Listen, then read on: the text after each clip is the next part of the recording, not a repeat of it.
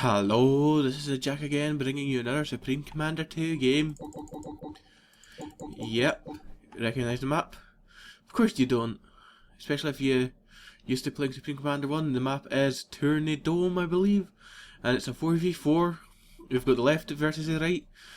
On the left side we've got Ronnie, who's UEF, myself, who's Aeon, we've got Butane, who's Cybran, and we have Gaz, who's Cybran.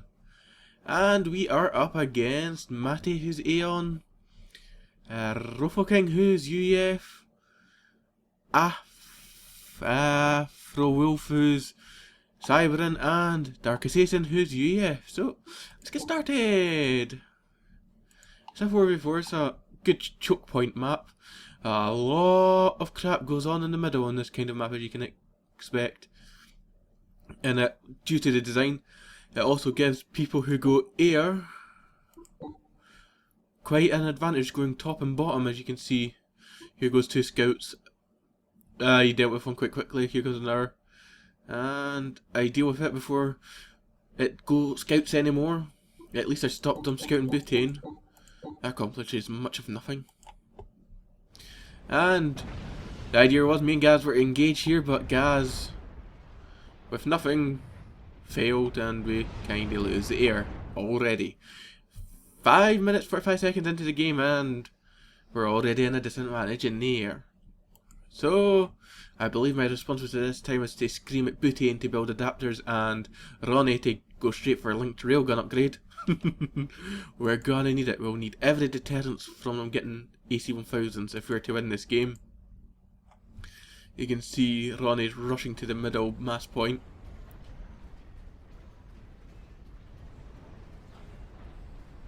He's going all demolishers.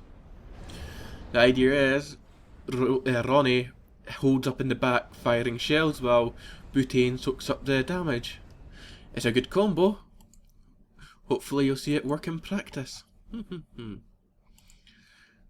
So I'm grouping up my planes in the middle here, accommodating them behind all the land forces. Hopefully they'll be afraid of adapters to actually try and attack me there. Matty's moving in, saying no to Ronnie's mass point, it seems. But he really probably should have focused on the radar. That is far more important to us. And with Frat, Ronnie and Butane are going to retaliate here, I think. Yep, here they go. Here comes the demolishers in action.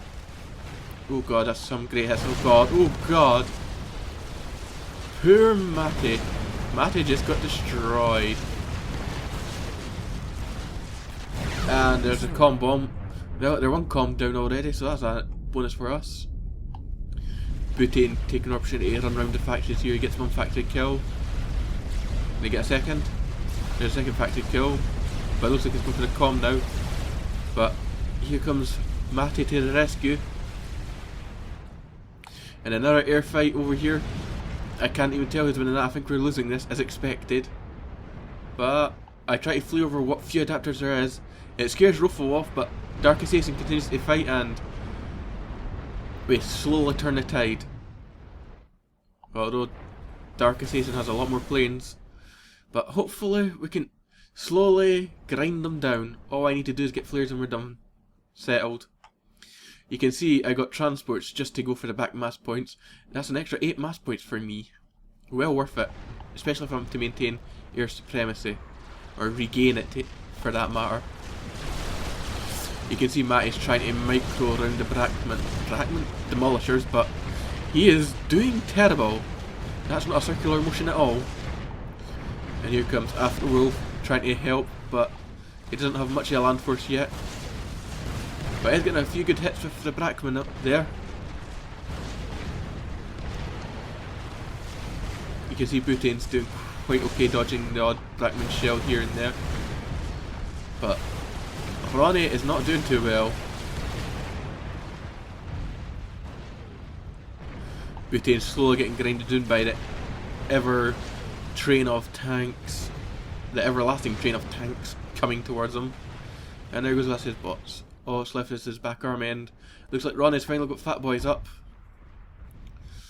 I feel aggressive enough to take out one plane. Damn right I should be. You can see I've built another 2 air factories along with the 5 I had prior to it. Extra 8 mass a second, it does make all the difference. You can see here Ronnie is forcing fire on these tanks. He's not giving them the chance to micro away. And the demolishers help, and a few bombing runs makes all the difference. Not a chance. It looks like Ronnie and Dark, Rufo King and Dark were too afraid to even assist Matty there, which is a shame. I could have that would have punished us if they had attacked at that moment. I don't think I had flares at this point. I had shields but no flares. And it looks like Ronnie's getting more and more fat boys up, just using force fires to deter Matty from attacking anymore.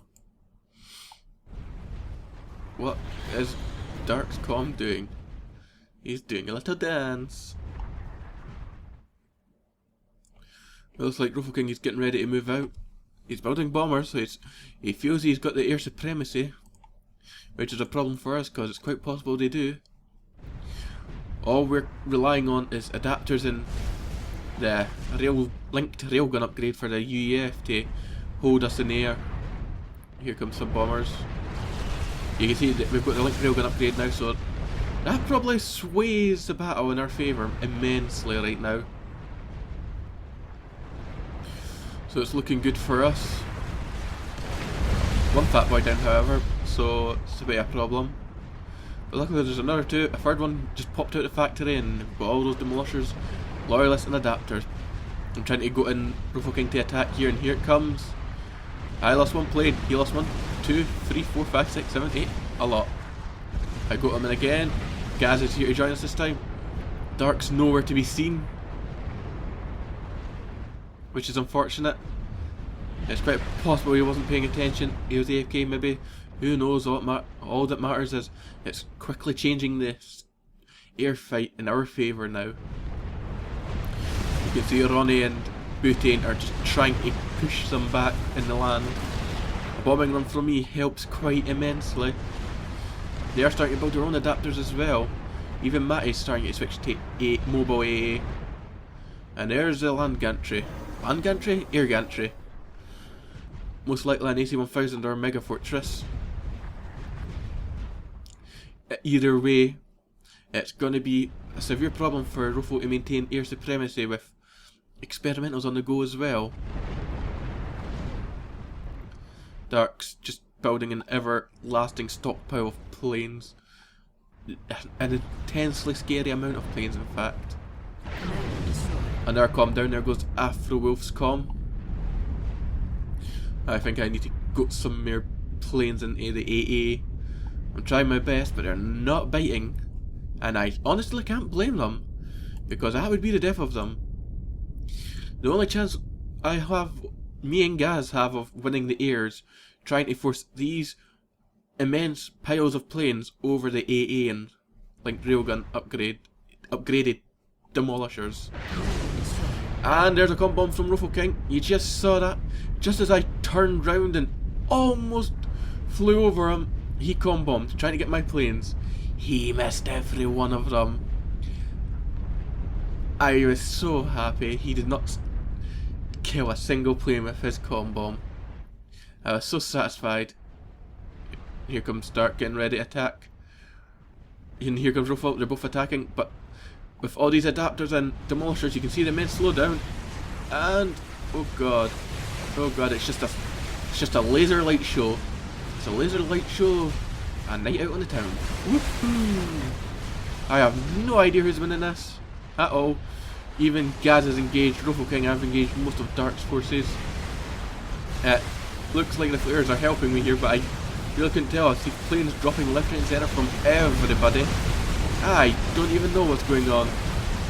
But it looks like we're winning this. Most of Dark planes are destroyed. Rufo Kings are left, and yeah, we've got this. We've got this. They don't stand a chance. And that was all their planes. How unfortunate. There's a mega fortress from Rufo King, but that's going to do bugger all. Dead. And almost half killed a fat boy. How unfortunate. Well, that looks like the end of that game. Everyone's given up. That was quite the that was quite the slow push. I mean, it took us a good 20 minutes to push from here to here. And by that point, everyone decided to just quit out, which is probably probably right, because there's not much more they could defend. We just push up into one, annihilate them, and then push down into the other and annihilate them. They lost their air, their land. They had nothing to defend themselves. So it was a slow push, but it was a painful push. And I think we did quite well. We did terrible in the air to start with, but luckily the adapters and the link railgun upgrades swayed it in our favour somewhat. Especially deciding to go for the extra 8 mass points at the back of the map helped me spam from another, how many factories? 1, 2, 3, 4 factories. So I had 9 factories going through all of that. Yep, 9. Makes quite the difference. It made it so much easier to overcome the immense disadvantage my own ignorance put us in. Oh well. I hope you enjoyed the video. You can check out my channel for more, and you can also subscribe. So yeah.